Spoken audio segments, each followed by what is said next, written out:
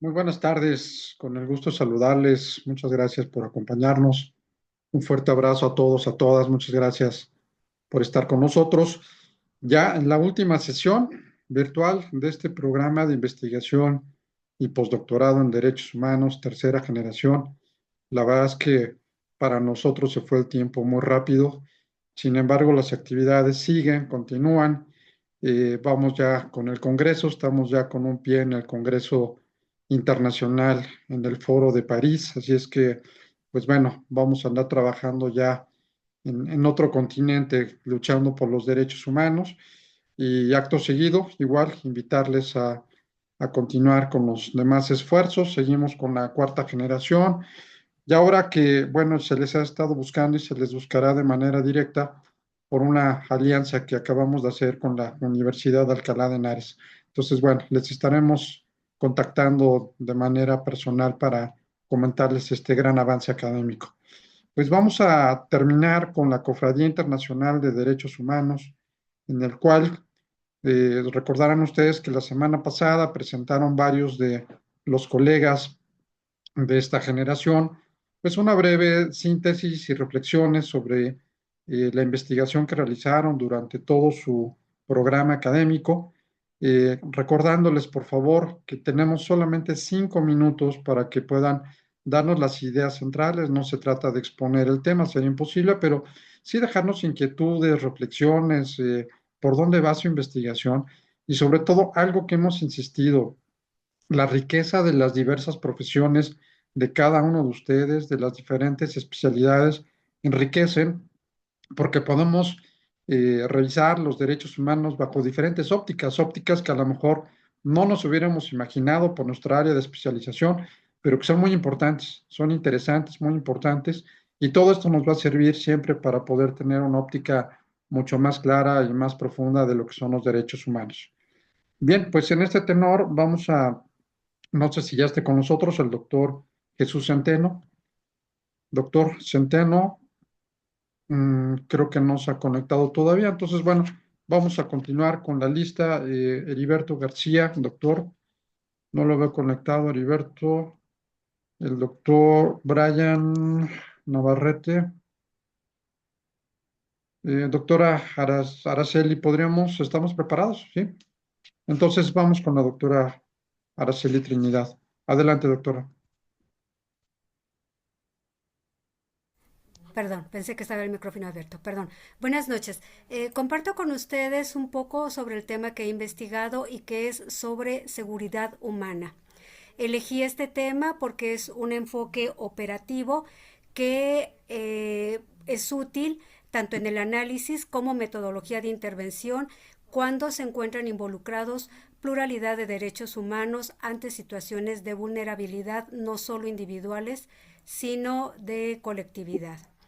En este sentido, el principio de vulnerabilidad humana, que es el eje central de la investigación, se enfrenta a un amplio espectro de inseguridades, entre las que se encuentran no solamente los hechos violentos, sino también el empobrecimiento extremo, los desastres naturales, las pandemias.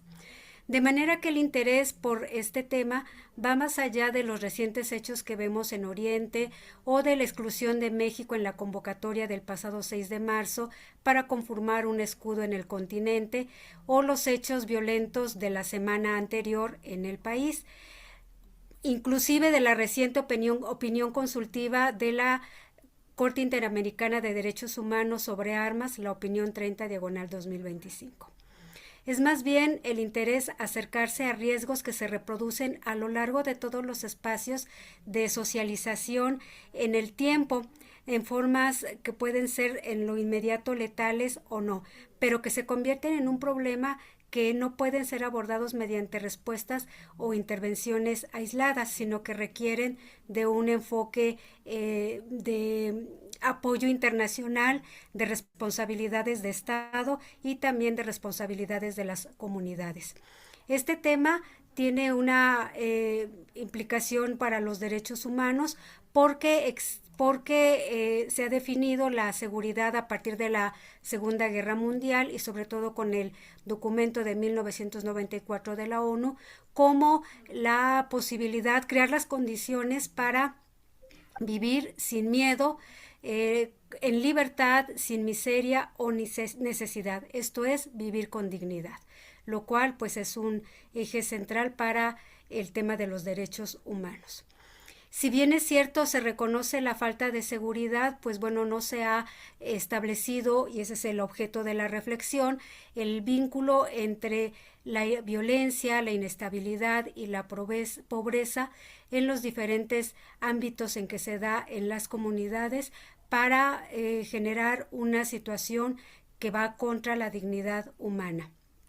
Algunos de estos factores son estructurales, como la pobreza extrema o los hechos que las acciones de Estado que afectan los desarrollos económicos, el cambio climático, la destrucción del medio ambiente o las políticas de urbanización, inclusive la falta de vivienda que estamos viviendo a nivel internacional.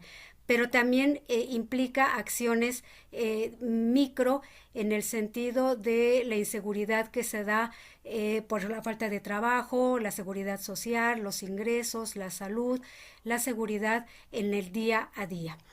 Todos estos temas me llevan a reflexionar sobre la responsabilidad que no solamente es de un gobierno local, sino que tiene que involucrar el orden internacional y también algo muy importante que se ha dado, la responsabilidad de las propias comunidades que se ven afectadas por una situación de vulnerabilidad o ante un riesgo. Un ejemplo de ello lo tenemos muy claramente en los desplazamientos que se viven, las personas que lo padecen viven todas las inseguridades y logran organizarse para atender sus situaciones en forma grupal. Todo esto es derechos humanos y por eso es el tema que he venido trabajando. Muchísimas gracias, doctora Araceli Trinidad. Bien, no sé si se encuentre con nosotros conectado el doctor Pablo Chang. Andaba un poco del... Ah, sí, aquí anda. Pablo, adelante. Te escuchamos. Buenas noches. Aquí me disculpo por la cámara, por la condición ahorita que un poquito me operaron. A ver, sobre mi,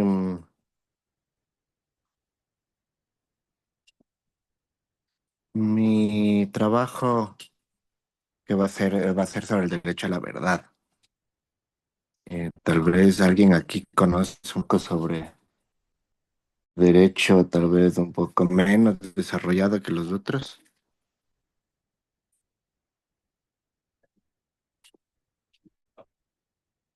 Sí, ¿no? Quisiera empezar por ese lado. Bueno, entonces empecemos con un poquito de la exposición sobre el derecho a la verdad, ¿sí?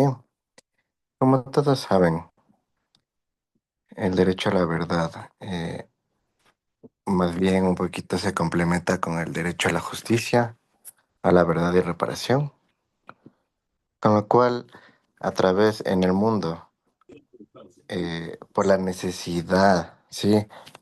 de transparentar eh, cualquier tipo de violación masiva de derechos humanos y en especial esta justicia transicional eh, para que a través de ellos se pueda tener en cuenta mecanismos judiciales y extrajudiciales para, como les contaba, sobre el tema de violaciones masivas de derechos humanos, se han creado las distintas comisiones de la verdad. ¿Sí? A través del mundo han existido alrededor de 45 comisiones de la verdad, en donde dentro de mi exposición les tomo un poquito de las más importantes a través de Latinoamérica, porque al final, si es que expongo cada una de ellas, se nos hace mucho. Pero un poquito para empezar. mi intervención sobre el derecho a la verdad, reparación y justicia. Y empiezo sobre este balance regional en el siglo XXI en Latinoamérica. Con relación a eso, yo tomo el ejemplo del Perú. Sí, en el Perú se instaló la Comisión de la Verdad y Reconciliación, se la llamó en el año del 2001, en donde a la final sí marcó un antes y un después en el ámbito regional. Al hablar de un ámbito regional, sí hablamos de que fue en Latinoamérica una de las primeras comisiones de la verdad en donde documentó más de 70.000 víctimas de un conflicto interno entre los años 80 y 2000, en donde la mayor afectación fue el pueblo indígena, con los cuales eh, se reconocieron un carácter estructural de violencia, un enfoque étnico y de género dentro de las personas que sufrieron todo este tipo de violaciones y procesos extrajudiciales. También yo tomo en este balance en Latinoamérica la Comisión de la Verdad de Colombia. A la final se lo llamó o se fue basada en el Acuerdo de Paz del año 2016, en donde eh, muchas de las personas lo nombran como un tipo de nueva generación dentro de las comisiones de la verdad, en donde se tomaron elementos como un enfoque territorial diferencial o ya una participación amplia de víctimas, ya no como en el anterior, un grupo específico y por ende también se reconoce ya responsabilidades no solo del Estado, ¿sí? Sino responsabilidades múltiples en las cuales ellos identificaron sujetos como la guerrilla y paramilitares. Entonces, a la final eh, se identifica una débil articulación con la justicia ordinaria, una polarización política dentro del país y lamentablemente a nivel general una deslegitimación institucional. Eh, También tomé el caso de Guatemala, en donde eh, el informe, lo que más me impactó, que se lo llamó el informe de memoria del silencio, en donde descubrieron existencia de actos de genocidio contra pueblos mayas. En este caso se reconoció explícitamente el racismo estructural. También se identificó una escasa implementación estatal y una criminalización de defensores de derechos humanos. Y claro, un poquito para finalizar, tomo yo otra comisión de la verdad, como es la chilena, en donde presenta un modelo acumulativo, en donde múltiples comisiones han ampliado progresivamente este universo de víctimas reconocidas, ¿sí? En donde primero hubo una crítica bastante fuerte a los testimonios secretos de las víctimas, poniéndole como un tema de Estado, de secreto de Estado, y en este caso específico se fragmenta mucho el acceso a la verdad. Como conclusiones, yo puedo compartirles que se demuestra en este análisis y balance regional que a la final las comisiones de la verdad han sido instrumentos fundamentales para materializar el derecho a la verdad en América Latina. Pero no obstante, su efectividad también depende mucho siempre de una voluntad política, de una articulación con justicia y sobre todo, yo creo que lo más importante, que el pueblo, en este caso, se institucionaliza la memoria ya como política de Estado. Y el derecho a la verdad no debe concebirse como un acto simbólico del pasado, sino como un compromiso permanente con la democracia, la dignidad humana y sobre todo la no repetición. Eso un poquito les podría exponer sobre el derecho a la verdad y un balance regional.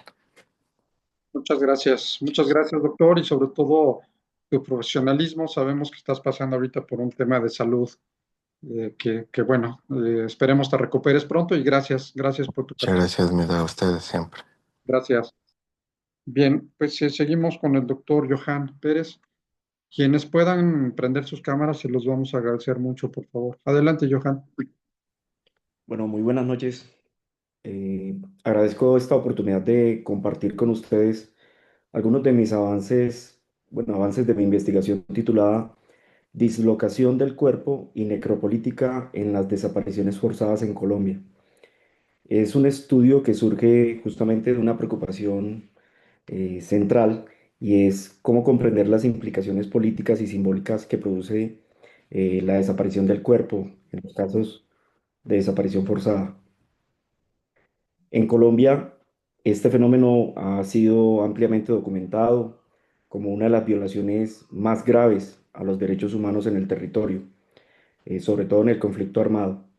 Sin embargo, gran parte de estos análisis se han concentrado mm, desde la década de los 70 en la definición jurídica del delito y en los mecanismos institucionales para garantizar la verdad, la justicia y la reparación. Sin desconocer la importancia de estos aportes, esta investigación parte de la hipótesis que dichos enfoques resultan insuficientes para comprender plenamente las implicaciones sociales y simbólicas que produce la desaparición del cuerpo en las comunidades afectadas. A partir de esta inquietud, la investigación propone abordar la desaparición forzada desde una perspectiva interdisciplinaria, ya que se desarrolla a partir del análisis documental de 5 tomos de los informes del Centro Nacional de Memoria Histórica, así como el diálogo teórico con autores como Achille Mbembe, quien trabaja en su tesis La necropolítica, Manuel Atienza, justamente con su concepto de la dignidad humana, Carlos Mauricio López Cárdenas, quien ha trabajado ampliamente el tema de las desapariciones forzadas en Colombia, y Jean-Luc Marion, eh, quien es un escritor, un filósofo francés que ha trabajado también con relación a la fenomenología eh, en torno a este tipo de fenómenos sociales. A partir de este marco, la investigación propone como hipótesis de trabajo que la desaparición forzada produce un proceso que yo logro denominar en mi trabajo como la dislocación del cuerpo. Esta categoría pues la planteo como una herramienta analítica que aún está en construcción y que busca ampliar la comprensión de la desaparición forzada más allá de su dimensión estrictamente jurídica. De manera preliminar, la dislocación del cuerpo, puede entenderse como ese proceso mediante el cual el cuerpo de la víctima es sustraído del orden espacial, jurídico y simbólico y permite reconocer su existencia, que permite reconocer su existencia dentro de la comunidad. Para desarrollar esta categoría, la investigación dialoga en primer lugar con el concepto de necropolítica, propuesto por Achille Mbembe, la cual se refiere a aquellas formas de poder ejercer control sobre las poblaciones mediante la producción de muerte. Es decir, esa decisión arbitraria de quién vive, de decidir quién vive y quién muere, o hacer morir al otro. En este contexto, la desaparición forzada puede interpretarse como ese dispositivo de poder que no solo produce la muerte de la víctima, sino que administra la desaparición del cuerpo y el ocultamiento de su destino, porque no se sabe si está vivo o está muerto. A partir de este análisis preliminar que se ha desarrollado hasta ahora, la investigación ha identificado 4 dimensiones principales en las que se manifiesta esta dislocación del cuerpo. Una primera de ellas es la dislocación espacial, una segunda es la dislocación jurídica, una tercera es la dislocación simbólica y una cuarta, la dislocación ontológica, justamente porque se sitúa a la persona desaparecida en esa condición liminal entre la vida y la muerte. Es aquí donde resulta particularmente sugerente el diálogo con la fenomenología de la donación desarrollada por Jean-Luc Marion, desde la cual, en esta perspectiva, los fenómenos desbordan las categorías tradicionales mediante las cuales intentamos comprenderlos. Es el caso de la desaparición forzada, porque el cuerpo desaparecido puede pensarse como un fenómeno que se manifiesta precisamente a través de su ausencia. Aunque el cuerpo no está presente físicamente, continúa apareciendo en esa experiencia social mediante la memoria, el duelo y la búsqueda de los familiares. Frente a esta dislocación del cuerpo, los familiares y las organizaciones de víctimas desarrollan múltiples prácticas de memoria colectiva que permiten reconstruir simbólicamente esa presencia de los desaparecidos. A partir del análisis de los informes de estos 5 tomos del Centro Nacional de Memoria Histórica, la investigación ha comenzado a identificar 3 formas principales de esa reconstrucción simbólica del cuerpo.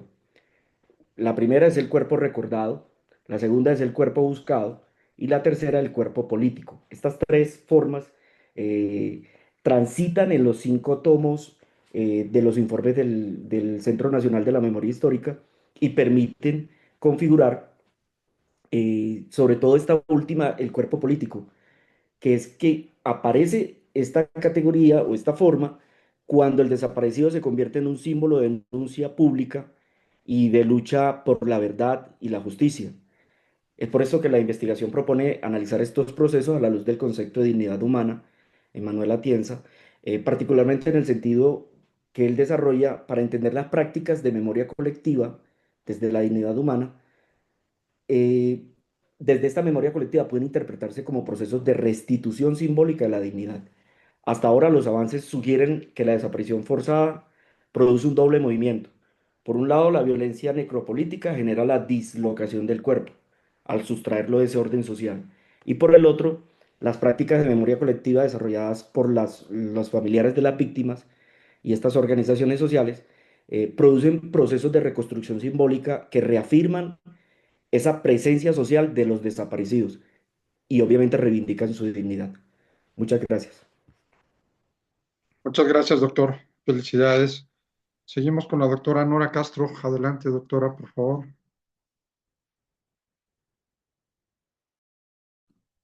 ¿Qué tal? Buenas noches. Pues nada, por aquí agradecerle, doctor, muchísimas gracias por esta gran oportunidad de estar en la cofradía para presentar mi trabajo de investigación.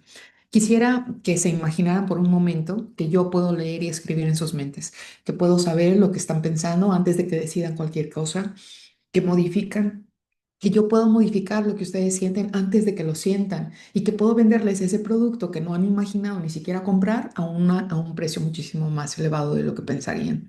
Ahora díganme, ¿dónde está la ley que nos protege? Porque la tecnología para poder hacer esto que les estoy diciendo ya existe.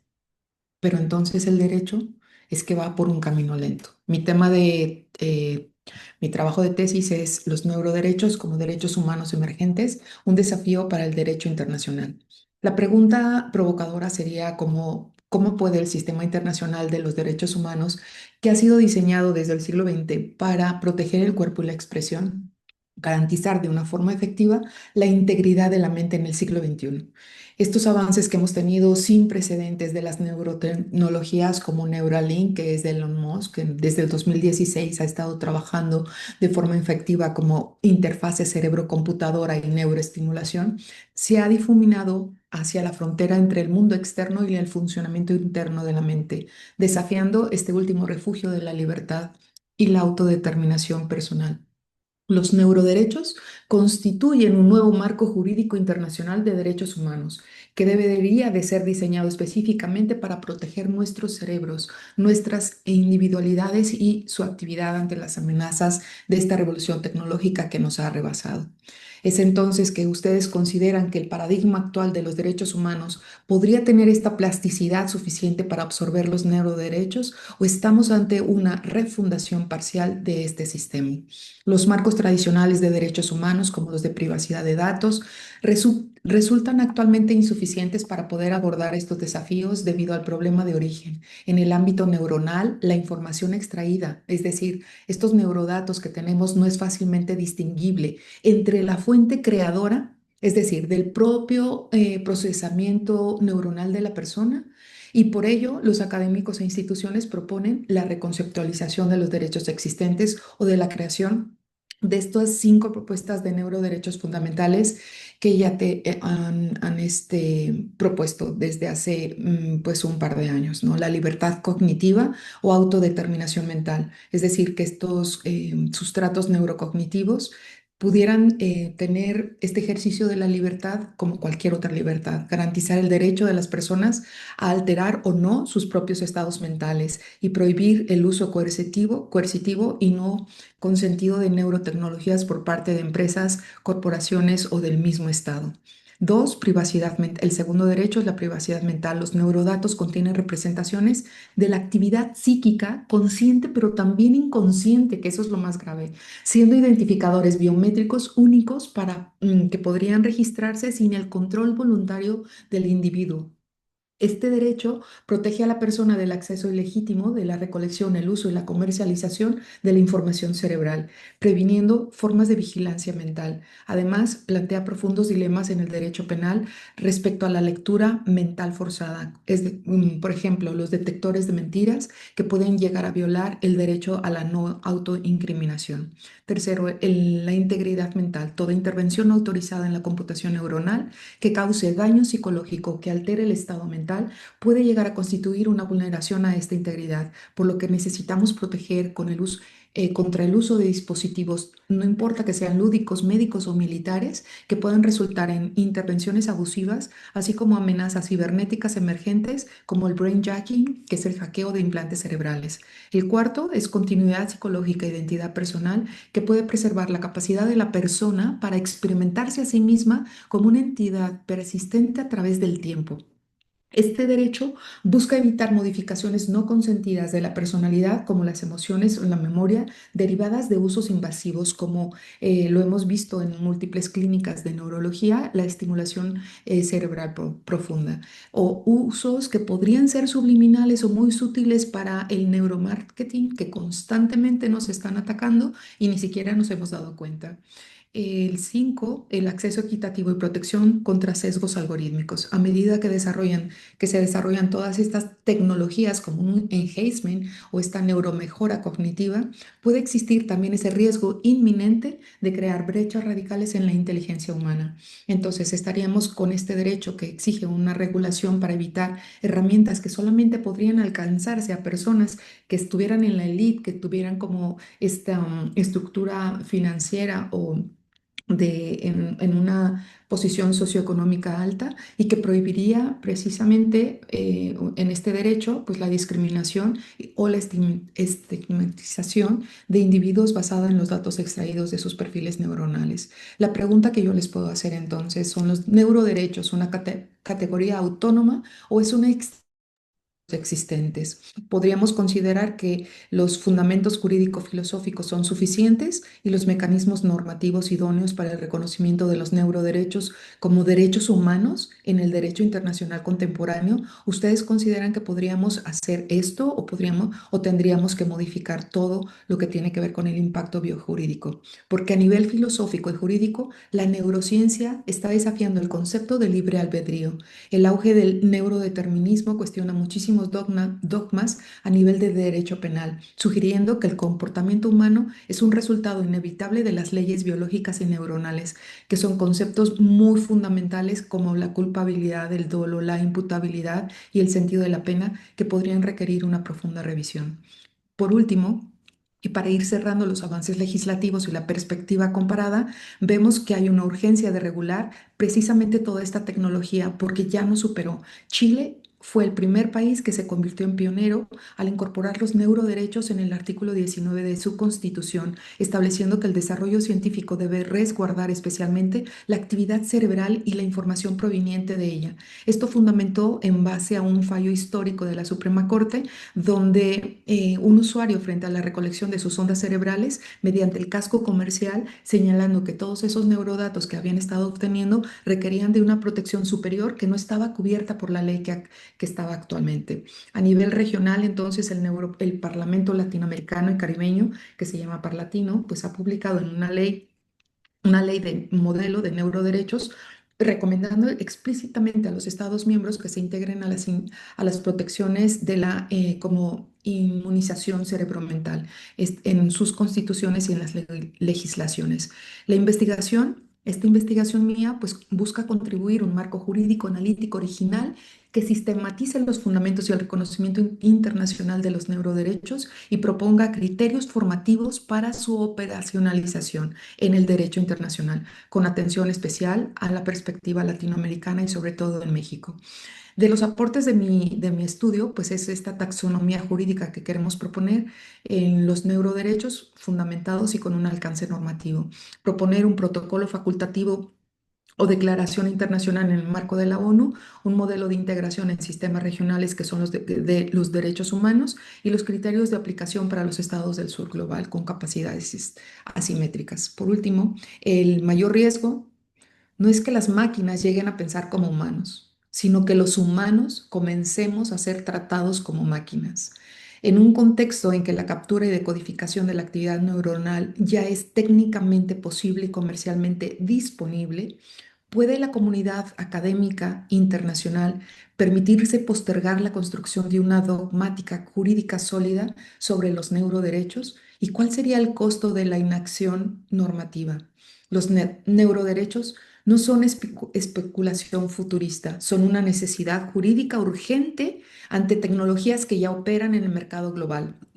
Esta investigación postdoctoral propone contribuir con rigor académico a la construcción del marco normativo que el siglo XXI nos está exigiendo.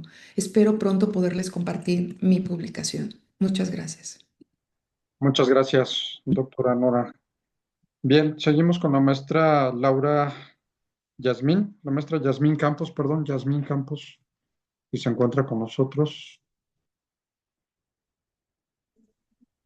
Adelante, Yasmín, te escuchamos. Gracias. Es un honor para mí, Yasmín Elizabeth Campos Pérez, dirigirme a ustedes con profunda gratitud y respeto por el conocimiento compartido en este proceso académico. Si algo comprendí en este postdoctorado es que el derecho es un instrumento vivo al servicio de la dignidad humana. Durante años ejercí desde una visión predominantemente juspositivista, racional y técnica. El expediente era la estructura, la norma, el parámetro. El procedimiento era método y la práctica me reveló algo esencial. De cada número de expediente hay un ser humano atravesando un proceso de vida. Este proceso es jurídico y también es emocional, es relacional y es existencial.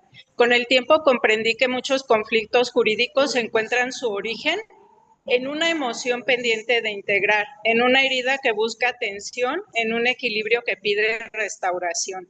A eso lo llamé la espina origen del problema. Cuando esa emoción permanece sin resolverse, se expande y termina traduciéndose en litigios, en rupturas familiares, en afectaciones patrimoniales, en daños jurídicos. Entonces comprendí algo mayor. La función del jurista en el marco de los derechos humanos consiste en aplicar normas con rigor y al mismo tiempo comprender integralmente a la persona como sujeto de dignidad. Ahí surge para mí la conciencia jurídica universal, una ampliación de la comprensión del derecho, una integración profunda entre técnica y humanidad. Conciencia jurídica universal significa reconocer al derecho internacional de los derechos humanos como eje y exige interpretación con profundidad, ya que la justicia se realiza plenamente cuando abraza la realidad viva del ser humano. Significa integrar razón y conciencia, norma y humanidad, técnica y sentido. Hoy entiendo que el derecho alcanza su plenitud cuando ejerce su fuerza restauradora, cuando reconoce que detrás de cada conflicto hay historia, emoción, contexto y vulnerabilidad, y cuando el jurista asume su responsabilidad ética frente a esa complejidad. Ahora, estas herramientas académicas que hemos obtenido ha expandido mi comprensión de que la dignidad es presencia viva. Si algo se puede afirmar con convicción serena es que toda dignidad humana encuentra su fundamento último en un orden superior que trasciende el propio sistema jurídico. Para mí ese fundamento es Dios. un Dios que se manifiesta en la conciencia, en la justicia y en la responsabilidad ética que asumimos frente al otro. Ejercer el derecho desde esa conciencia significa honrar la dignidad humana como expresión viva de ese orden superior. Y nuestra tarea como estudiosos del derecho y de los derechos humanos sigue consistiendo en ejercer con conciencia, interpretar con profundidad y decidir con humanidad. Muchas gracias. Muchas gracias, Yasmín. Seguimos con la doctora Laura Medina, por favor. Adelante, Laura. Hola, buenas noches. Muchas gracias por el espacio. Mi tema es la debida diligencia en la investigación de feminicidio y sus tentativas en México, fallas estructurales y su impacto en los derechos humanos de las mujeres. Pues en el contexto que tenemos en México actualmente y ya desde hace varias décadas, el feminicidio pues sabemos que es una de las expresiones o manifestaciones más graves de la violencia contra las mujeres, no solo en México, sino en todo el mundo, ¿no? Pero en México estamos en una etapa crítica o vamos, en lugar de progresar en este sentido, vamos involucionando, digo yo. Y bueno, esta cuestión no solamente se limita al número de casos, si son 11 o si son 9 personas las que son privadas de la vida bajo este tipo penal o que se quisieron privar de la vida de manera dolosa cuando hablamos de los grados de tentativa. Y aquí sería como el verdadero problema, la cuestión de la investigación por parte pues, de la autoridad que lo tenemos en el 21 constitucional, que es la representación social o Ministerio Público, ya sea federal o del fuero común. En este sentido, creo que hay muchas fallas en investigar estos delitos, no solo porque se incumpla esta normativa o esta obligación que le ha sido conferida a la autoridad investigadora, en este caso que es Ministerio Público y que dirige pues a sus auxiliares que son los peritos y las policías, agregando a ello que solo se mencionan estas como auxiliares de Ministerio Público, pero también debemos tomar en cuenta la unidad de análisis de contexto, que muchas veces se encuadra en una cuestión pericial, pero es una unidad, como su nombre lo dice, de análisis de contexto y debe ser considerada como otra de las auxiliares, otra parte auxiliar en la investigación de los delitos. Y lo que hacen estas unidades de análisis de contexto, pues es hacer investigación multidisciplinaria conformada por médicos, por abogados, por criminalistas, por criminólogos, para mapear, digamos, de alguna manera a mayor escala este tipo de conductas delictivas y con ello pues se pueden obtener quizá algunas políticas para la prevención de este delito. Pero bueno, ahorita estamos en la cuestión de investigación. Y bueno, este incumplimiento que tenemos ya un marco normativo a nivel internacional por la Corte Interamericana de Derechos Humanos, por la Convención Belém do Pará, por la sentencia aquí en México de González y otras, conocido como Campo Algodonero o las muertas de Juárez, ¿no? Por lo tanto, pues estas investigaciones se hacen deficientes. ¿Por qué? Porque no hay perspectiva de género, hay deficiencias, como a todos los demás delitos, pero estos son de alto impacto y entonces hay deficiencias en la preservación de los indicios, en cómo se observa el lugar con esta falta de perspectiva de género y bueno, la exhaustividad o debida diligencia, que yo creo que hablando con la cuestión de debida diligencia se puede cumplir con todos los parámetros, porque un servidor público que actúa diligentemente, pues no va a ser violador de los derechos humanos, va a actuar con perspectiva de género, va a investigar exhaustivamente. Entonces creo que la debida diligencia abarca todos los elementos con los que un servidor público debe comprometerse, no importa si es Ministerio Público, si es perito, si es policía de cualquier tipo de policía o incluso si es un juez que va a analizar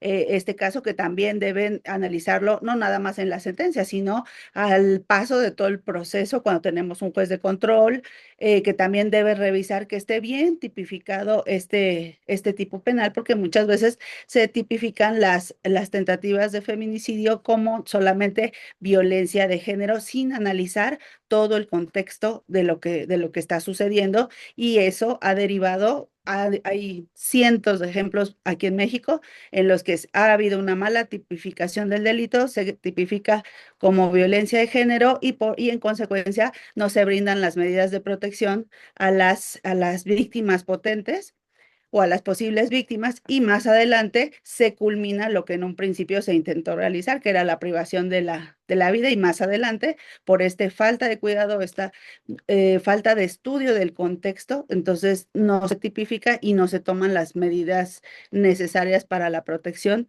y evitar una muerte que en estos momentos una autoridad sí tenía en su poder evitar, ¿no?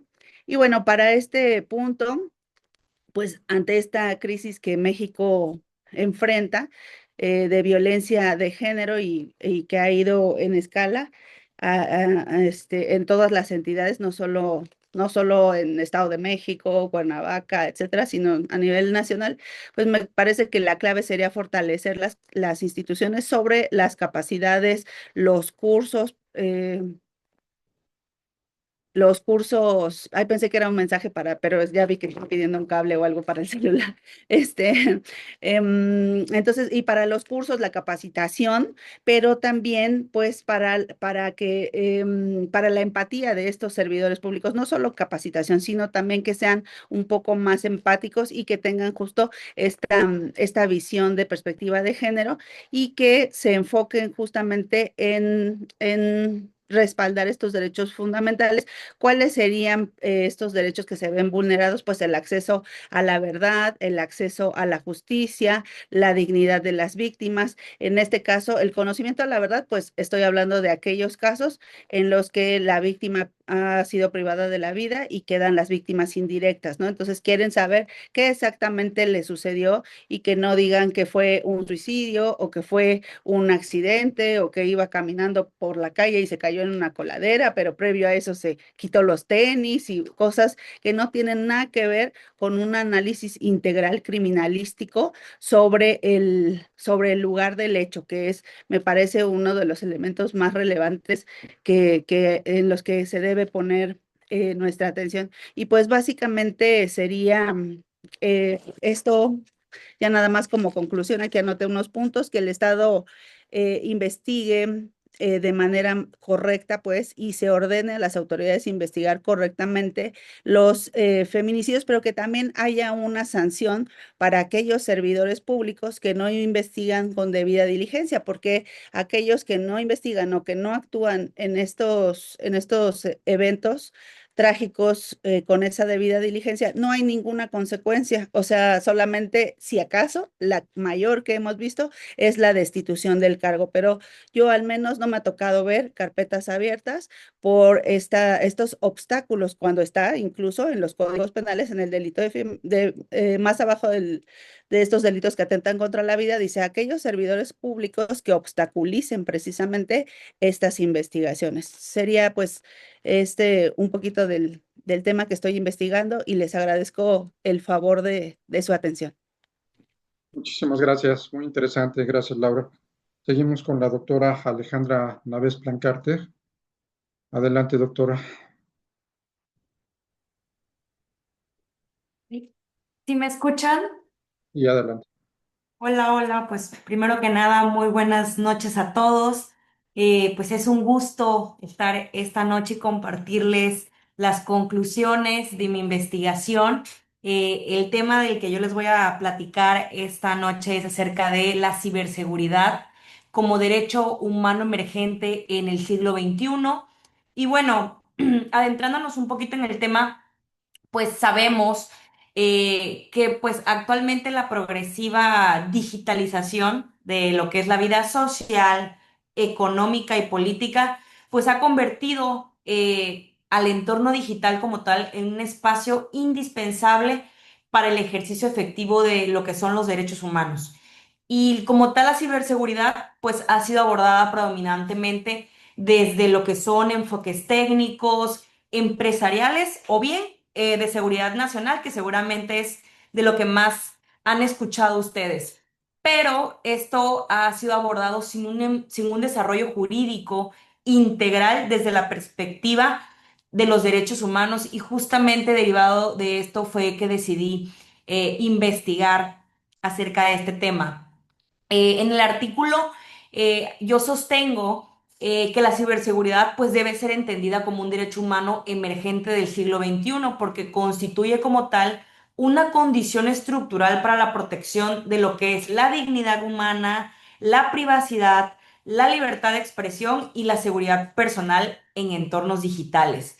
Y podemos ver que la fragilidad, por así decirlo, de las garantías se manifestó cuando el incremento en la criminalidad digital y en la respuesta normativa fue insuficiente.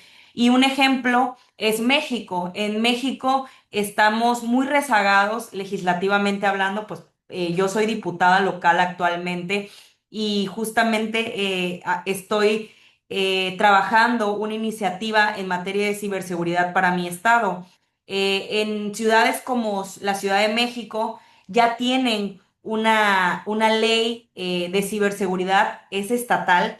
No se ha logrado como tal en México que haya pues una ley integral en esta materia y entonces pues vemos que la fragmentación institucional limitan como tal la protección eficaz de derechos en el ciberespacio.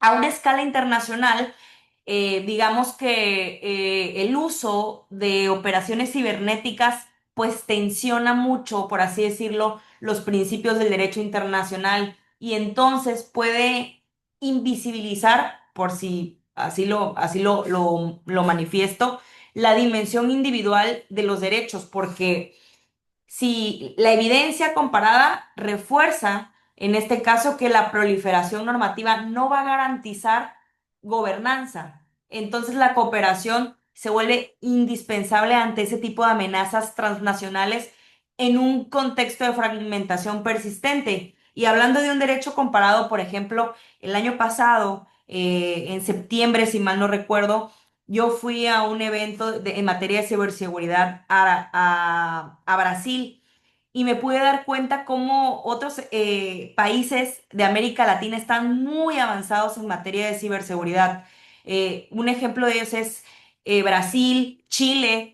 Hace rato nuestra compañera Laura mencionaba justo que Chile está muy avanzado en estos temas digitales de ciberseguridad. Por ejemplo, nos compartieron, y lo hago rápidamente como ejemplo, eh, esa tarjetita que traigo yo en mi cartera, que es básicamente, le llaman como un blocking, tú la tienes en tu cartera y de esa forma es menos posible que te hackeen tus tarjetas bancarias, por ejemplo. Entonces ahí estamos como tal, pues cuidando nuestros datos personales, nuestros datos bancarios. Y bueno, esto por mencionar algún ejemplo de qué están haciendo en otros países al respecto, ¿no? Y bueno, en síntesis, pues el artículo demuestra que la vulnerabilidad digital es estructural y que la digitalización y la automatización reconfiguran el ejercicio de derechos y producen entonces pues asimetrías de poder informacional, por así decirlo. En número dos, evidencia que el tratamiento normativo vigente es fragmentario y sectorial por lo que la regulación existe, pero no opera como tal como un sistema coherente de garantías. Número tres, establece que la fragmentación genera riesgos democráticos y de derechos, lo que conduce a formular bases normativas para integrar la ciberseguridad al sistema de protección de derechos humanos. Y el paso lógico final del artículo pues es propositivo. ¿Por qué? Porque una ciberseguridad con perspectiva de derechos humanos va a exigir gobernanza democrática, va a exigir deliberación pública y una corresponsabilidad. Y entonces exige también reconocer que los entornos digitales son dimensiones relevantes de la experiencia y que deben preservarse garantías de argumentación, de contradicción y sobre todo de transparencia en la toma de decisiones. Entonces, pues en el contexto mexicano, ¿qué nos toca? Pues fortalecer las capacidades, primero que nada, de los estados, sin abandonar nuestro enfoque garantista y asumir como tal la inteligencia artificial como una tecnología de doble uso, e incorporar una dimensión de autodeterminación frente a procesos ya automatizados que vienen siendo invasivos. Y a partir de toda esa trayectoria, pues mi artículo explica tres criterios, ¿no? Para reconocer como derecho humano emergente la seguridad.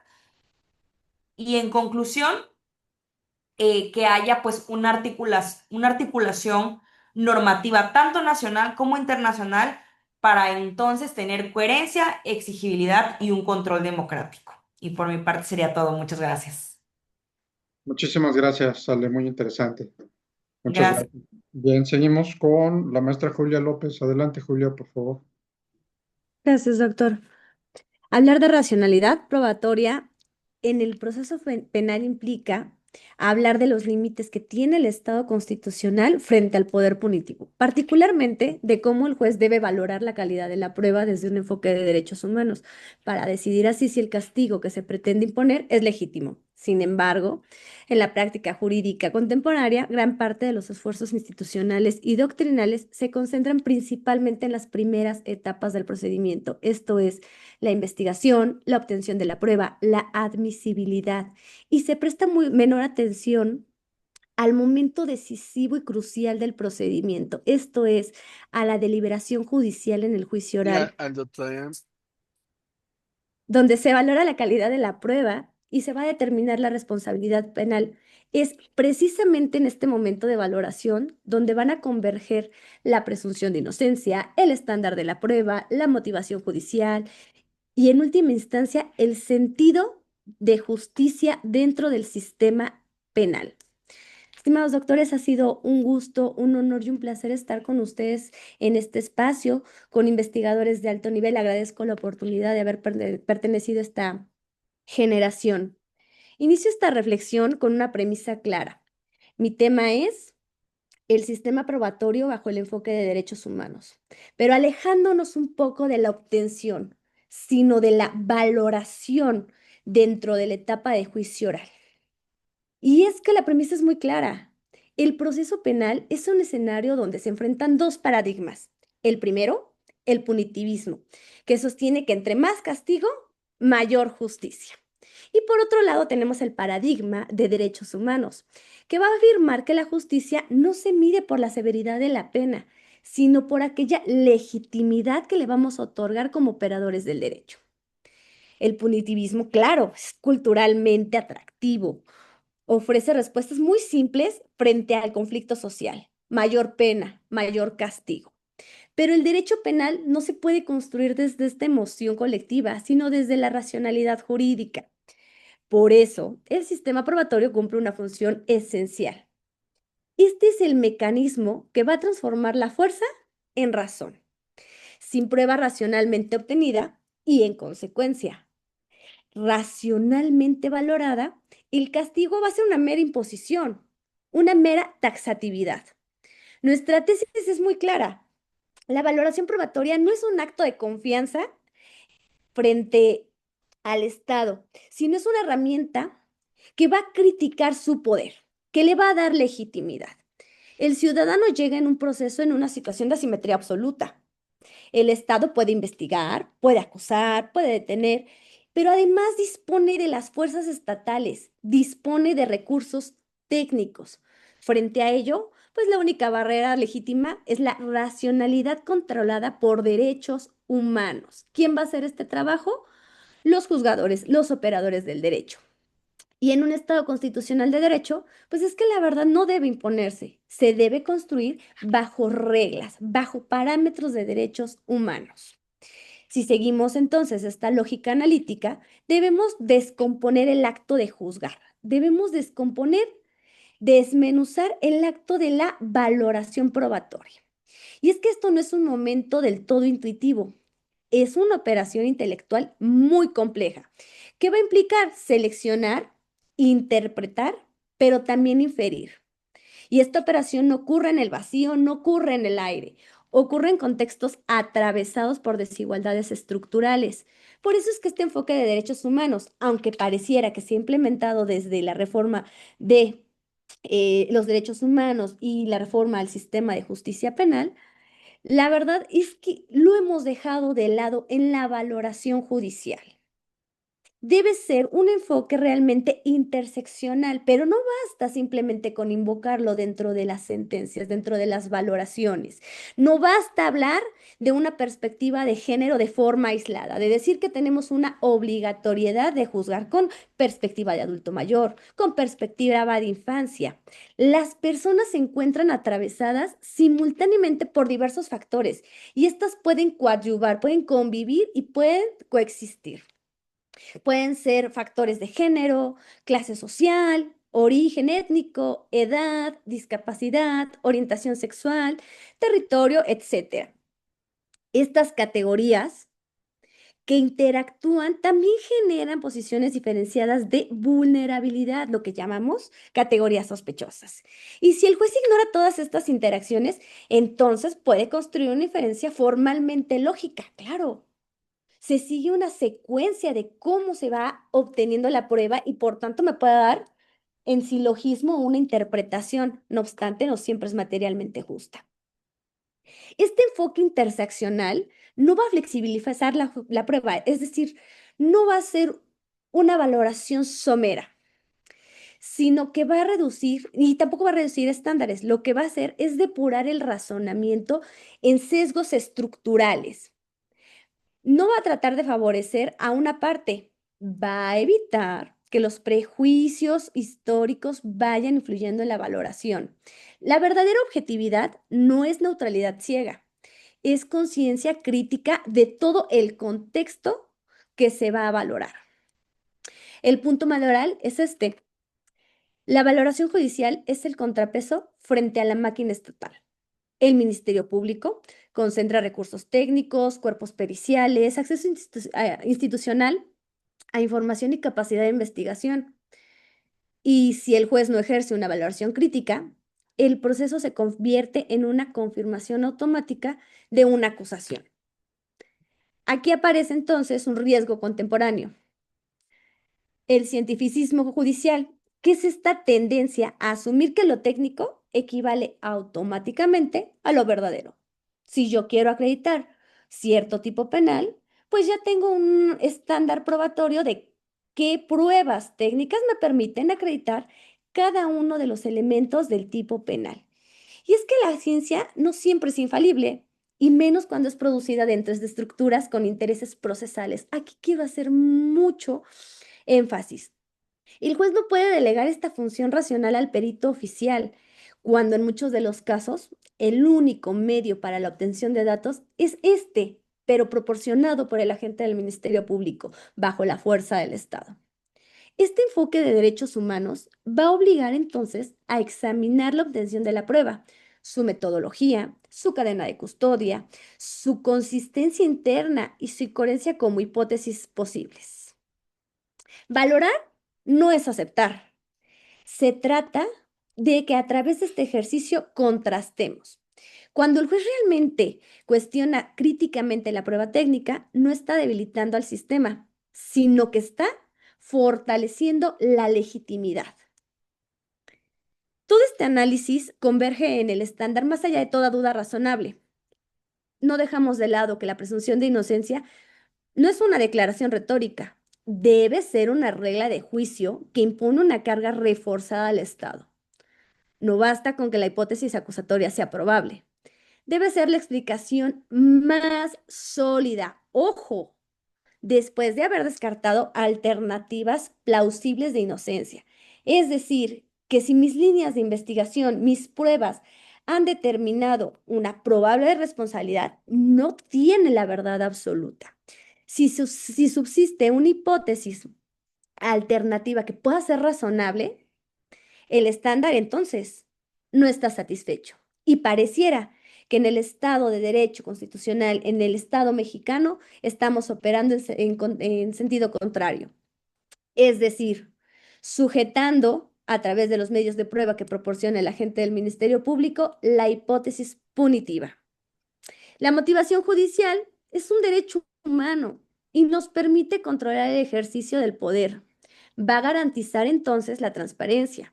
Una sentencia que no explica cómo valoró cada medio de prueba, cómo integró el contexto interseccional, cómo descartó hipótesis alternativas, pues no cumple una racionalidad democrática.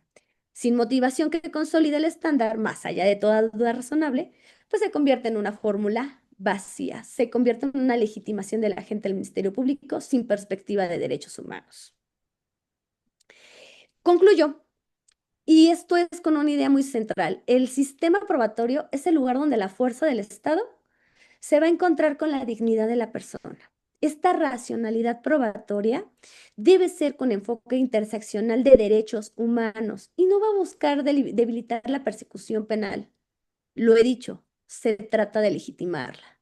No busca impedir el castigo cuando corresponde, sino de garantizar que sea resultado de un proceso racional, de un proceso contradictorio, pero sobre todo respetuoso de la dignidad humana.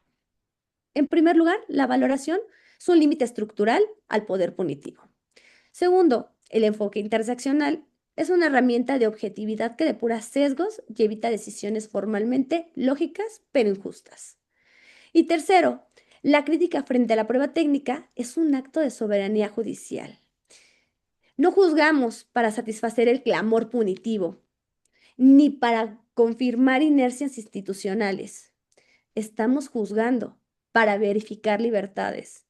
Y mientras existe un proceso penal, nuestra responsabilidad es asegurar que la razón siempre pese más que el castigo. Muchas gracias. Estimados doctores, un gusto compartir con ustedes.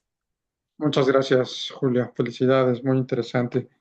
Bien, seguimos con la doctora María Santos, si se encuentra con nosotros. Sí, doctor, aquí estoy. Vale. Buenas noches. Pues antes que nada agradecer a todos todas las aportaciones durante este postdoctorado y agradecer la posibilidad de estar hoy dando un poquito de mis conclusiones de mi investigación. El tema que yo estoy sustentando es el derecho humano al agua y la sustentabilidad desde el Estado mexicano. ¿El por qué me llevó a realizar esta investigación? Bueno, pues tengo 15 años trabajando en la Comisión Nacional del Agua, que es el organismo federal de México que lleva todo lo que es relacionado con el tema de aguas nacionales. En diciembre del año pasado se llevó a cabo la firma del Acuerdo para el Derecho Humano al Agua y la Sustentabilidad, firmado por la Presidenta de la República, la maestra Claudia Sheinbaum Pardo. Pero ¿cuál era la finalidad de este acuerdo? Bueno, la finalidad es crear reservas de agua para las futuras generaciones. Si bien es cierto, desde el 2010 la ONU declaró el agua como un derecho humano, no menos cierto es que en México estamos en proceso apenas de consolidar el agua como un derecho humano. Si bien es cierto, el artículo 4 constitucional, a raíz de la reforma, lo considera ya un derecho humano y dice que debe ser asequible, aceptable, saludable y suficiente, pues no menos cierto es que nos estamos enfrentando a una crisis hídrica en el país. Si algunos de ustedes estuvieron atentos a los noticieros en México, tuvimos un gran debate con la nueva publicación de la Ley de Aguas. La ley anterior era de 1992 y apenas en diciembre del año pasado se publica la nueva ley, la cual trae consigo que el agua ya no sea una mercancía. ¿Por qué se los platico? Y se los platico a grandes rasgos. En México el 70% del agua se va a las actividades agrícolas. Sin embargo, ¿qué era lo que hacían los concesionarios de aguas? Era traficar con el agua. Es decir, si yo tenía una concesión de 300,000 metros cúbicos y no la estaba aprovechando porque mis tierras no la estaban requiriendo, pues vendía 200 o vendía 100,000 y entonces ahí había una especulación de lucro. Ese fue el motivo por el cual se publicó la nueva ley de aguas nacionales. Y la nueva ley de aguas nacionales, bueno, privilegia el uso público urbano, con lo que se pretende garantizar que todos los estados y los municipios tengan suficiencia en el vital líquido. Otro de los aspectos importantes que estoy tocando en mi investigación, pues es precisamente cómo se deben aplicar los temas de constitucionalidad y de convencionalidad, incluso en las resoluciones que la propia Comisión Nacional del Agua emite, ya sea en solicitudes de prórroga, en solicitudes de nuevas concesiones o en transmisiones de derechos de aguas. Evidentemente, en México tenemos mucho por hacer, porque existe mucho desconocimiento en el tema del agua como un derecho humano, porque no es nada más el hecho de pretender abrir la llave y que me salga agua y ya con eso se satisface el derecho humano. No, aquí vamos más allá, es todo un engranaje que el Estado mexicano está construyendo, para lo cual podamos tener garantizado el agua para muchos años más en todo nuestro país. Sería todo, maestro. Muchísimas gracias. Muchísimas gracias. Muy interesante. Felicidades. Seguimos con la doctora Yolanda Zamora. Adelante, por favor, Yolanda.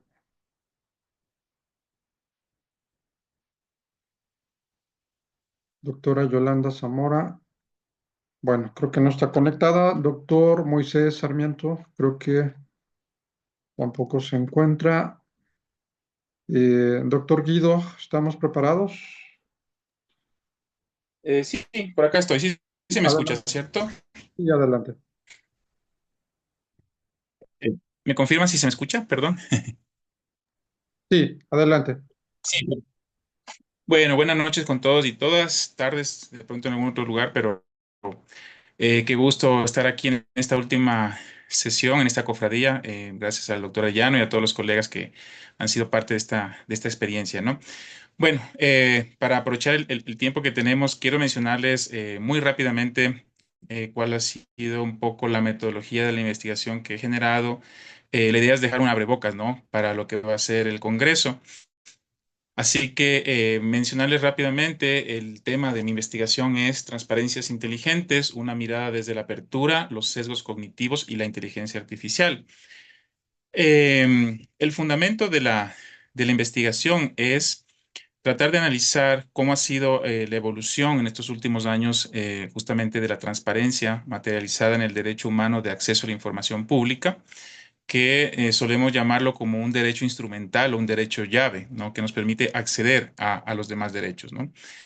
Entonces, un elemento esencial y que lo estamos viviendo, me parece, cada día más, digamos, con más, lamentablemente, con más evidencias, es que la transparencia es uno de los fundamentos de la democracia, ¿no?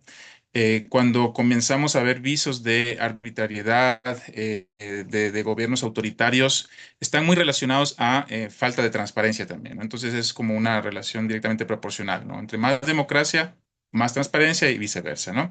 Entonces, en ese sentido, yo hago una revisión muy rápida de lo que ha sido la historia de la transparencia y los derechos humanos de forma vinculada, haciendo un énfasis, por ejemplo, en la ley sueca de 1766, una de las leyes, digamos, que da origen a este derecho de acceso a información pública. Luego pasando por 1948 en la Declaración Universal de los Derechos Humanos, ¿no? En plena época de posguerra, de la Segunda Guerra Mundial, donde también se reconoce este derecho de acceder a información pública, pero también de libertad de opinión y de expresión, ¿no? Y luego hay un énfasis importante en lo que se llamó la revolución de la transparencia de la década de los noventas, donde existe esta primera ola justamente la transparencia, sobre todo en nuestros países, donde se comienzan a, un poco más bien de la mano de la modernidad y del modelo neoliberal, ¿no? Es importante decirlo, pero luego se apalanca en la gobernanza que tiene más enfocado es la gestión pública desde la ciudadanía, digamos, de las personas, ¿no? Y ahí comienza un poco a desarrollarse esto de la primera y segunda generación de transparencias. Menciono muy rápidamente la primera generación pensada desde la transparencia activa y pasiva, este rol del Estado, ¿no? Activa porque es obligado a compartir información y pasiva porque recibe solicitudes de acceso que tiene que atender.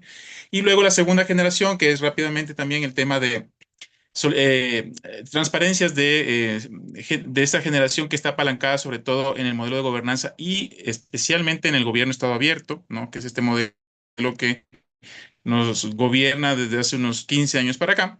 Y voy a dejar ahí un poco respecto a la tercera generación de transparencia, que es un poco el resultado de esta investigación, ¿no? Un poco para dejar ahí en suspenso, en ciernes. Lo que sí les quería contar también que la experiencia, y entiendo ese es el enfoque en los 2 minutos que me quedan, es cómo fue la metodología de la investigación. Yo tuve la oportunidad de hacer una entrevista semiestructurada a por lo menos 9 expertos a nivel internacional en estos temas de transparencia, gobierno abierto, Open Data, de países como México, España, Perú, Chile, Argentina. Así que por ahí, por ejemplo, del extinto INAI, entiendo de México, lamentablemente, un referente a nivel global, no solamente iberoamericano, sino global de la transparencia que dejó de existir hace poco. Así que se toman estas referentes, digamos, de estas encuestas que hice, de estas entrevistas, más bien de estos expertos, para poder justamente averiguarles, ¿no? Cuáles son sus expectativas de estas nuevas formas de transparencia. Yo por ahí planteo 5, que las voy a mencionar con un poco más de detalle en el Congreso, y algunas líneas también que fueron generándose respecto a las conclusiones. Nada más mencionarles la más importante, me parece que es algo en lo que coinciden la mayoría, y es que si bien se deben tomar estas referencias de nuevas formas de transparencia en función de la inteligencia artificial, los sesgos cognitivos, la digitalización de la gestión pública, no es menos real e importante fortalecer las bases de la transparencia, que son la primera y la segunda generación, ¿no? El caso ecuatoriano, que es el que tengo más a la mano, si bien se ha fundamentado bastante bien este concepto de transparencia activa y pasiva, especialmente por la obligatoriedad que nos ejerce la normativa. Tuvimos una primera LOTAI, Ley Orgánica de Transparencia 2004, y la siguiente, que es la del 2023, la que nos rige ahorita. Todavía la segunda generación es muy incipiente, todavía hay muy poco cumplimiento respecto a las entidades obligadas y ni se diga de la tercera, ¿no? Pero sí hay algunas islas de innovación y bueno, eso lo vamos a comentar un poquito más a detalle en el Congreso. Así que bueno, ese es como el abrebocas que quería dejarles.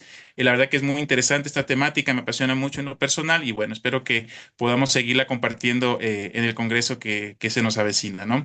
Un gusto nuevamente y bueno, nos veremos próximamente en persona. Muchas gracias, doctor. Felicidades, muy interesante. Seguimos con el doctor Ricardo Félix. Adelante, Ricardo, por favor. Gracias, muy buenas noches. Saludo con aprecio a la Cofradía Internacional de Investigación en Derechos Humanos. Mi tema es discursos de odio, el cual se puede definir como toda comunicación oral o escrita de una manera discriminatoria o peyorativa contra una persona o un grupo de personas por su raza, su nacionalidad, su religión, su etnia o cualquier tipo o elemento de identidad. Este tema pues tiene alcances globales porque se da en el mundo moderno en muchos países del mundo. ¿Qué propósito tiene los discursos de odio? Pues el generar miedo, terror, aversión, reprimir a un grupo de personas o a una persona. ¿Qué genera los discursos de odio? Generan violencia e intolerancia. ¿Cómo se combaten?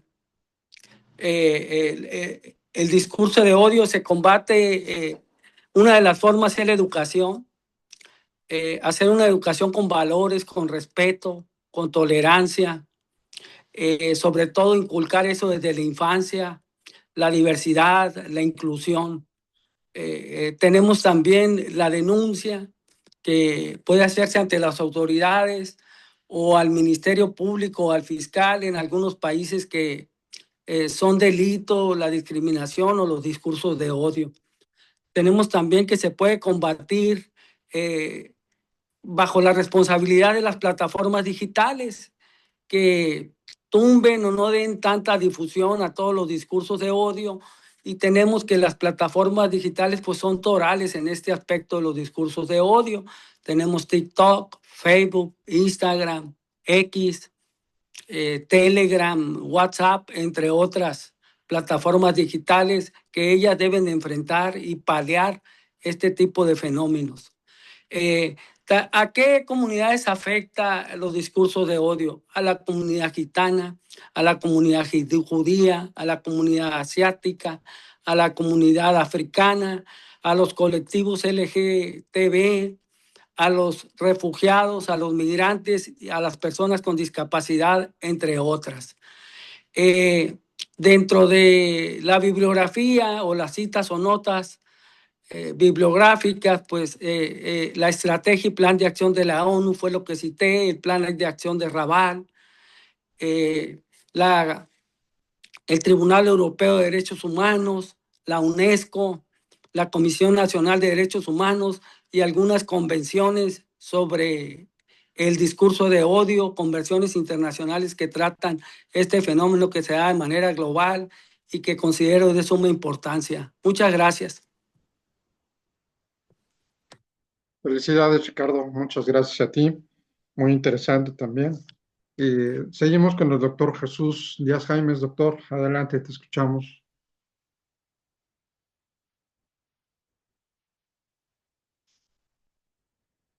Doctor Díaz Jaimes, no sé si nos escuches.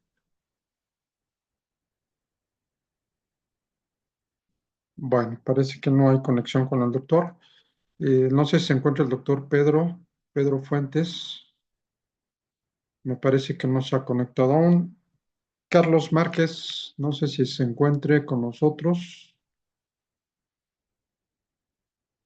Carlos Márquez, no. Entonces, nos seguimos. ¿Podemos, Ignacio, seguir contigo, por favor? Adelante. Bueno, ¿cómo están? Buenas noches. Antes que nada, bueno, el agradecimiento, Sergio, por esta posibilidad. Y hoy, bueno, tengo el gusto de poder compartir en el cierre mi trabajo de investigación. Muy brevemente, contarles que lo que quisiera presentar es un trabajo de investigación sobre construcción de cultura de paz, aportes de la justicia composicional para la transformación del sistema judicial.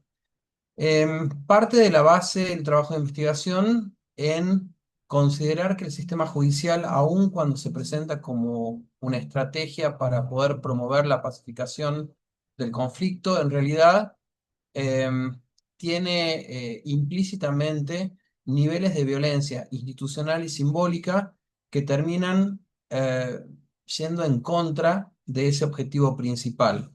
Cuando me refiero a la violencia simbólica institucional, tomo a los autores, por ejemplo, Garber, Bourdieu, y en lo que es violencia institucional, a Foucault. ¿En qué sentido? Bueno, violencia simbólica en términos de una violencia que no es producto de la fuerza física, sino que tiene que ver con formas insidiosas, inconscientes de violencia, en donde los sujetos que reciben esa violencia la asumen como legítima. Es decir, nosotros que somos parte de este sistema judicial, la ciudadanía que recibe este servicio de justicia, lo ve como legítimo aun cuando hay una serie de prácticas que resultan violentas contra la propia ciudadanía.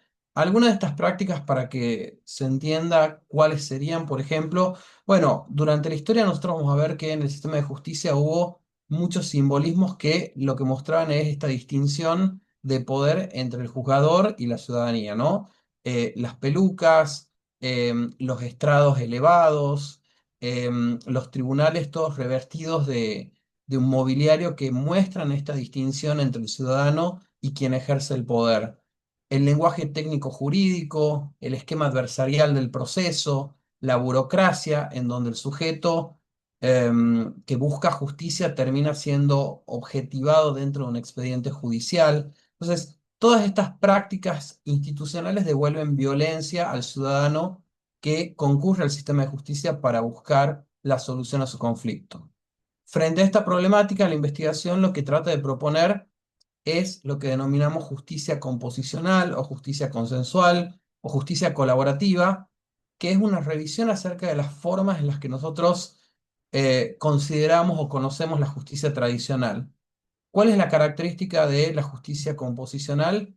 Un enfoque diferente hacia el conflicto, un enfoque más relacional, en donde las partes no tengan que estar contrapuestas en base a un litigio ni a una sentencia judicial adjudicativa, sino que permita al operador judicial, llámese juez, funcionario, abogados, mediadores, conciliadores, a ser facilitadores de un posible acuerdo entre las partes que tienen un conflicto. Esto, por supuesto, dentro de la hipótesis tiene algunos asteriscos, que son, por un lado, que el conflicto sea materia disponible de acuerdo entre partes, que no afecte el orden público y que, por supuesto, el proceso composicional no ponga en riesgo a sujetos vulnerables frente a quienes pueden ejercer un poder muy desigual.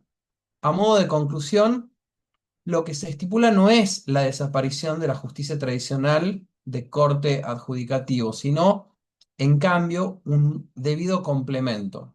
Pero hablar de complemento en esta hipótesis no supone no reconocer una debida prelación, en donde deberé priorizar una solución composicional o consensual siempre que estos tres supuestos que mencioné hace un momento no tengan lugar.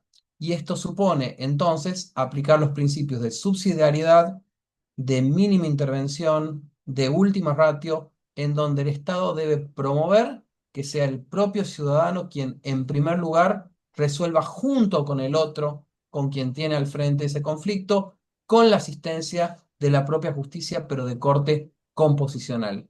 Y solo una vez que esto no hubiera sido posible, dar lugar a la justicia tradicional para que emita este pronunciamiento y pueda, en este caso sí, restituir este orden social perdido por el conflicto. Muchas gracias por esta oportunidad y espero que haya sido de su interés. Muchísimas gracias. Gracias, Ignacio. También muy interesante. Bien, pues vamos a cerrar con la última participación con el doctor Centeno, quien ya estaba conectado en otra liga, pero ya lo tenemos por acá. Y pedirles que una vez que concluyamos con el doctor Centeno, la doctora Jadela Vallejo nos va a dar un mensaje final en representación de todos los participantes de esta tercera generación, rogando si nos pueden ayudar con sus cámaras. Se ve un poco triste que veamos puros nombres y más, sobre todo ya el cierre y en una fotografía que queremos guardar como recuerdo de esta última sesión de la tercera generación del programa. Entonces, en la medida que puedan apoyarnos, se los vamos a agradecer infinitamente. Bien, cerramos entonces con el doctor Centeno y luego le cedemos el uso de la voz a la doctora Vallejo. Adelante, doctor Centeno. Sí, gracias, doctor. Muchísimas gracias al instituto, muchísimas gracias a usted por este espacio de postdoctorado. Ha sido una experiencia inolvidable y un fuerte saludo, un fuerte abrazo para todos, todas las doctoras y doctores en Derecho. Realmente este tema es bastante concreto. Derecho humano a la verdad por la víctima o el ofendido. Dice un procesalista, Eduardo Couture, el tiempo que pasa, la verdad que huye.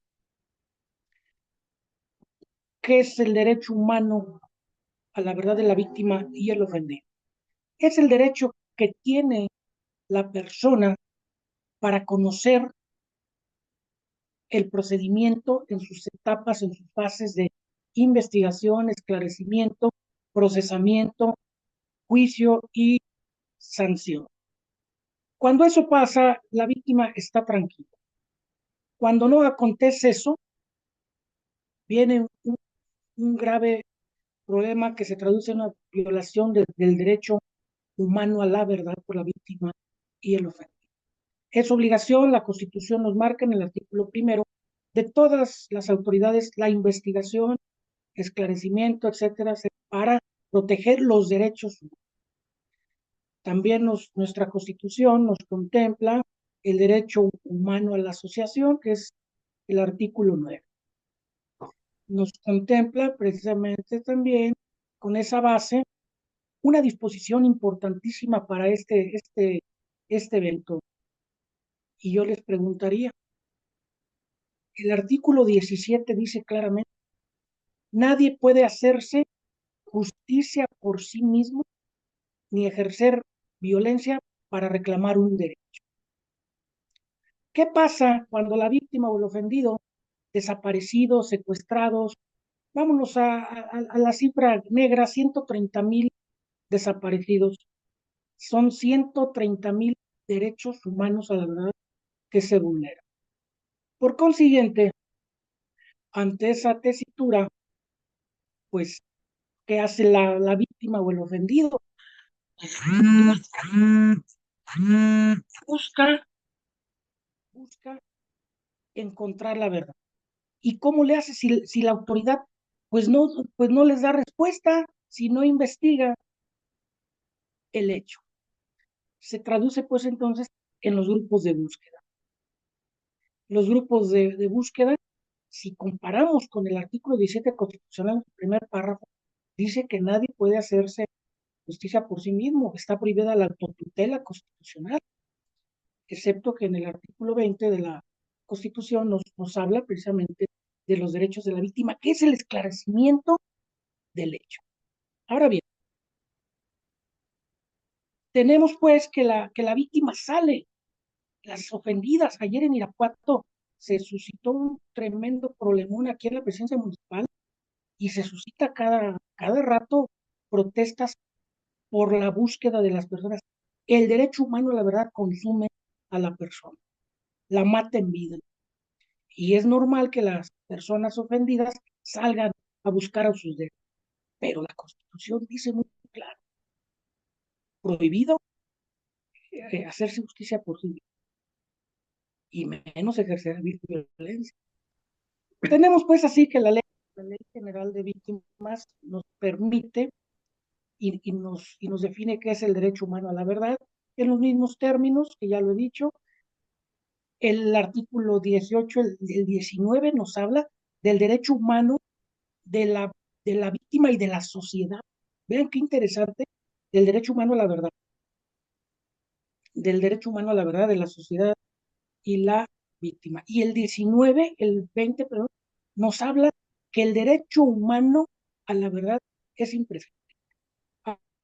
Ahora bien, yo le pregunto si un buscador, ¿por qué esto luego, más que nada, en base a las palabras de nuestro presidente, el doctor Arellano, que nos decía cómo defenderlos? Sí, le podemos dar 1000 protocolos, mil leyes, todo lo que quieran, la convención de las personas desaparecidas, etcétera, etcétera.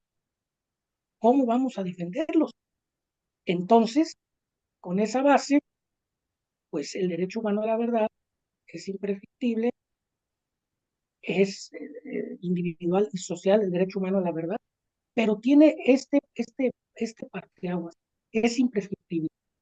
A manera de precisar esto y que ustedes puedan tener una inquietud en este tema, es que, ¿qué pasaría si las víctimas se encuentran a los responsables en la búsqueda?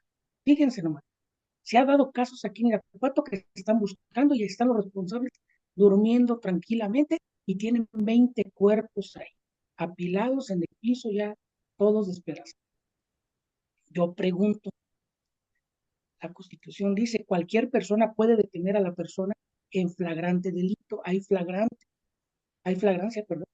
Ahora bien, con esa base, pues tenemos que precisar, o bien que la Constitución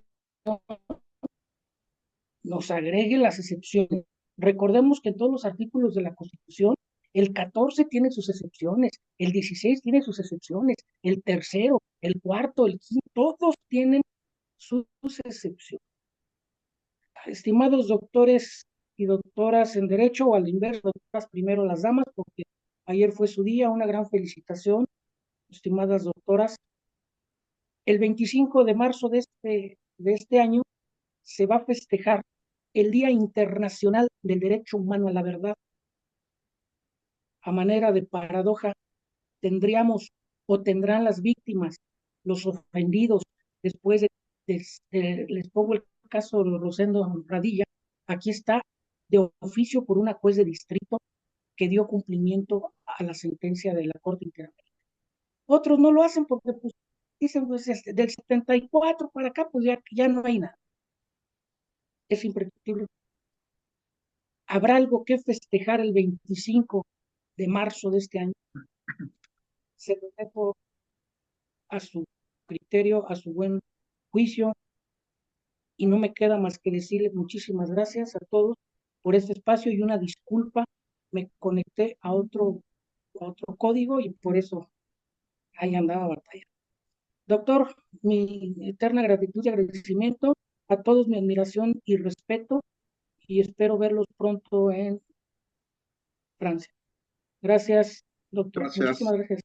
Muchas gracias, doctor. Antes de cederle el uso a la voz a la doctora Vallejo, ya habíamos nombrado a dos participantes, al doctor Díaz Jaimes y al doctor Navarrete. No sé, ya estamos cerrando. Si de manera muy rápida quisieran compartirnos si hay conexión.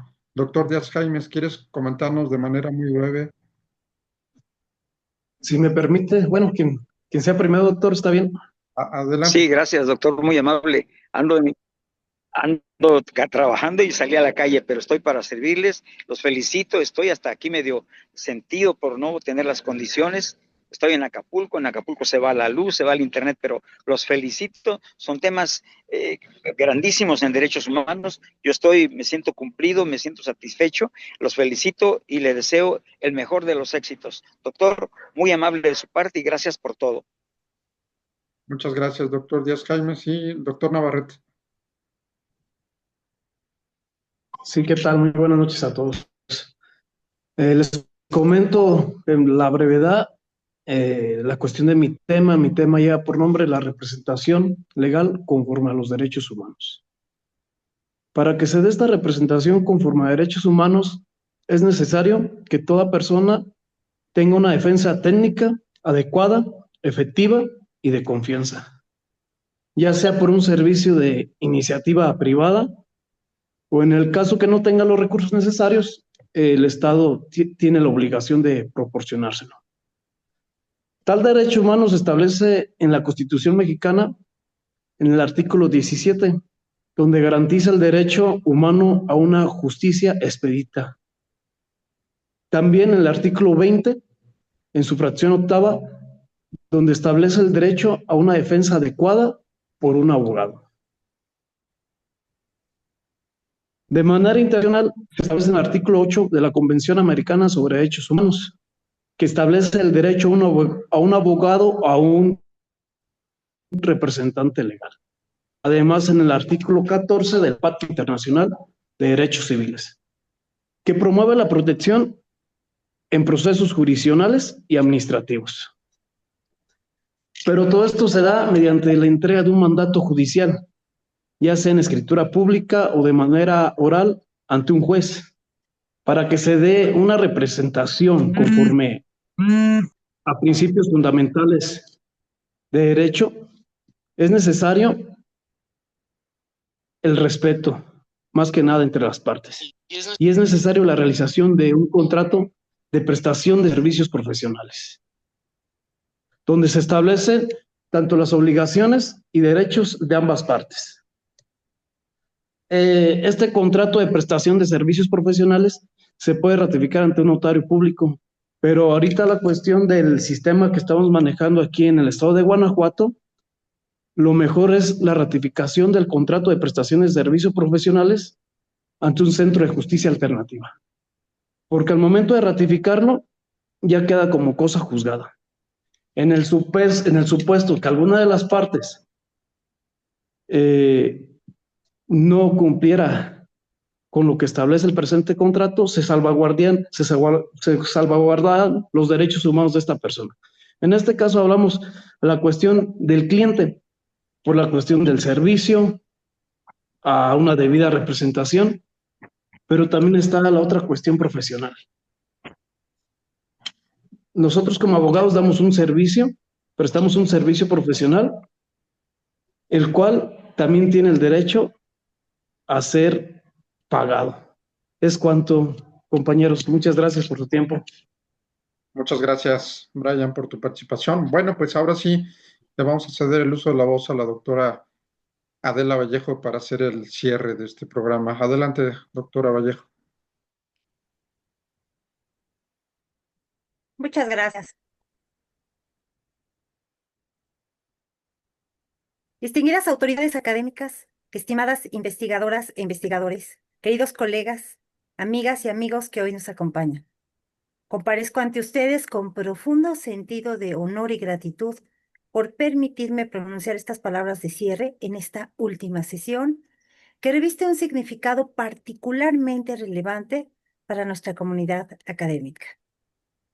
La culminación de la tercera generación del postdoctorado del Instituto Interamericano de Investigación y Docencia en Derechos Humanos representa más que la conclusión de una etapa formativa. Constituye la consolidación de un espacio de pensamiento crítico, de investigación rigurosa, pero sobre todo de diálogo académico orientado a uno de los valores más trascendentes de nuestra civilización, la dignidad humana. Durante este proceso postdoctoral hemos tenido la oportunidad de compartir reflexiones, experiencias de investigación y perspectivas interdisciplinarias que han enriquecido la comprensión de los desafíos actuales en materia de derechos humanos. Cada sesión académica, cada intercambio intelectual y cada investigación desarrollada han contribuido a fortalecer una comunidad comprometida con la construcción de sociedades más justas, más democráticas, más respetuosas de los derechos fundamentales. Este postdoctorado ha sido precisamente un espacio para esa reflexión profunda, un espacio en el que la investigación se convierte en un instrumento para comprender mejor las realidades sociales, pero también al mismo tiempo proponer soluciones jurídicas, institucionales y humanistas frente a los retos contemporáneos. Deseo expresar un reconocimiento muy especial al presidente del instituto, el doctor Sergio Arellano Rabiela, cuya visión académica y liderazgo ha permitido consolidar este importante proyecto de formación e investigación en derechos humanos.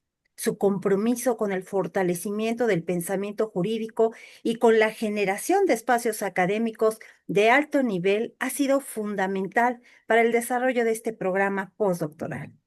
A mis distinguidos compañeros y compañeras de esta tercera generación postdoctoral, maestra Mónica Patricia Campos Villaseñor, doctora Claudia Verónica Cabeza Cabrera, doctora Nora Angélica Castro Montes, maestra Yasmín Elizabeth Campos Pérez, doctor Tomás Cisneros Medina, doctor José de Jesús Centeno Carrillo, doctora Erika Samantha Cruz Soria, doctor Jesús Díaz Jaimes, doctor Pablo Chang Ibarra, doctor Ricardo de la Luz Félix Tapia, doctor Pedro Fuentes Ávila, doctor Heriberto García García, doctor Emilio Hurtado Guzmán, maestra Julia Andrea López Ledesma, doctor David Pastrana y Verdejo, doctor Carlos Fabián Márquez Granja, doctor Héctor Mancilla Herrera, doctora Laura Elizabeth Medina Flores, doctor Rodrigo Moreno González, doctora María Santos Montoya Prieto, doctor Guido Andrés Moncayo Vives, doctora Areli Meneses Jaramillo, doctor Brian Navarrete Ventura, doctora Alejandra Naves Plancarte, doctor Ignacio Noble, maestra Andrea Pérez Vázquez, doctor Johan Pérez Angulo, doctor Gerardo Pérez Alvarado, doctora María Rocío Rico Tapia, doctora Gloria Paola Soria López, doctor Carlos Eduardo Sevilla Cadavi, doctora Araceli Trinidad Delgado, doctora Brenda Edith Vargas Almanza y doctora Yolanda Zamora García. Deseo manifestarles mi reconocimiento y mi admiración. Haber compartido este trayecto académico con ustedes ha sido una experiencia profundamente enriquecedora. Cada investigación, cada diálogo y cada reflexión compartida han fortalecido una red académica que sin duda continuará generando conocimiento e incidencia social. Hoy cerramos un ciclo académico significativo, en definitiva, pero también abrimos nuevas rutas de investigación, colaboración y compromiso social. La responsabilidad que asumimos como investigadoras e investigadores en derechos humanos no concluye con la obtención de un reconocimiento académico. Por el contrario, se renueva y se fortalece. Desde nuestras aulas, desde nuestras instituciones, nuestros espacios de investigación y nuestras responsabilidades profesionales, seguiremos contribuyendo a la construcción de una cultura jurídica basada en el respeto, la justicia, la igualdad y la dignidad humana. Permítanme concluir con una convicción que guía nuestra vocación académica. Los derechos humanos no se sostienen únicamente en los textos normativos, se sostienen en la conciencia crítica, en la investigación responsable y en la acción comprometida de quienes creemos firmemente en la justicia. Con profundo agradecimiento por este camino compartido y con la certeza de que el conocimiento aquí generado continuará proyectándose en beneficio de nuestras sociedades. Declaro con orgullo la última sesión académica de esta significativa etapa para la tercera generación del postdoctorado del Instituto Interamericano de Investigación y Docencia en Derechos Humanos. Felicidades a todas y a todos. Muchas gracias. Muchas gracias. Gracias, Adela, por tus palabras.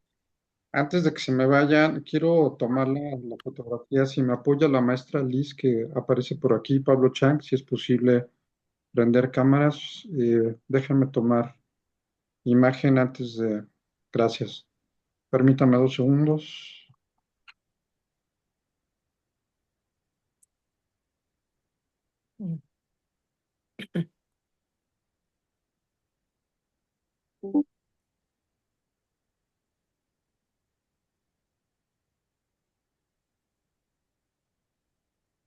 Bien, ahí va la primera. Permítame sacar otra.